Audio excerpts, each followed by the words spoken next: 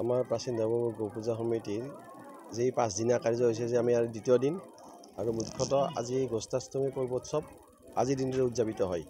আজি কাতি মাহৰ শুক্লা অষ্টমী আৰু এই শুক্লা অষ্টমীতে গোষ্ঠাষ্টমী পৰ্বোৎসৱ হয়। আমাৰ আজি কালি অধিবাস আৰু অধিবাসেৰে পূজা ভাগ আৰম্ভ হৈছে। এতিয়া আমাৰ পূজা চলি আছে। পূজাৰ পিছত হোমযজ্ঞৰ আগে আগে গো মাতৃক বন্দনা কৰাৰ উদ্দেশ্যে গোগাহ প্ৰদান আৰু গো প্ৰদক্ষিণৰ কাৰ্যসূচী আছে। তাৰপিছত সকলোৰে ভগৱানৰ ওচৰত শান্তি নিৰ্মালি প্ৰদান কৰিব। তাৰপিছত আমি যিখিনি আমাৰ ভক্তবান ৰাইজ আছে সকলোৰে মাজত ভোগ বিতৰণ কৰিব। আজি আমাৰ উদ্দেশ্য সমূহীয়া ভোগ। আজি ভক্ত হিচাপে ক'ব গ'লে অলপ অসুবিধা, কিন্তু আমাৰতো 5-6 হাজাৰ মানুহটো আমি ভাবিছোঁ।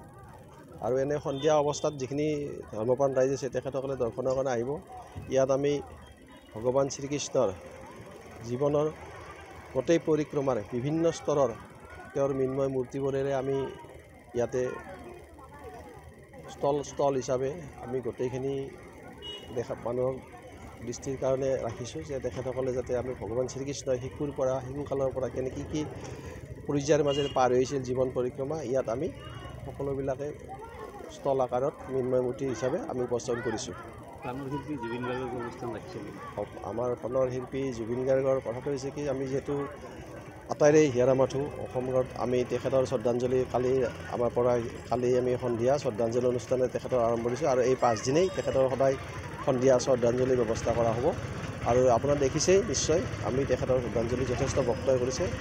আমি সমূহ ধৰ্মপ্ৰাণ ৰাইজক আমাৰ এই উৎসৱত উপস্থিত থাকি আমাক উৎসাহিত কৰাৰ লগে লগে তেখেতসকলেও যে ভগৱানৰ ওচৰত গোপাল ঠাকুৰে তেখেতসকলৰ জীৱনৰ কাৰণে সুদিন কঢ়িয়াই আনক আৰু অসমবাসীৰ এটা ভাল দিন আহক বুলি আমি আশা কৰি এই গোষ্ঠাষ্টমীত সকলোৰে মাতিছোঁ।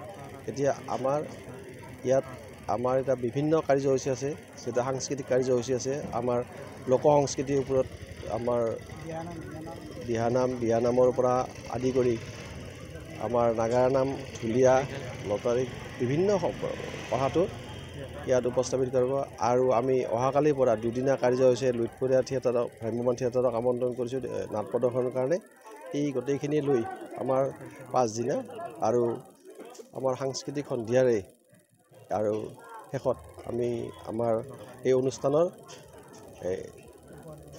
সম্পূৰ্ণ জমনিকা মাৰিম।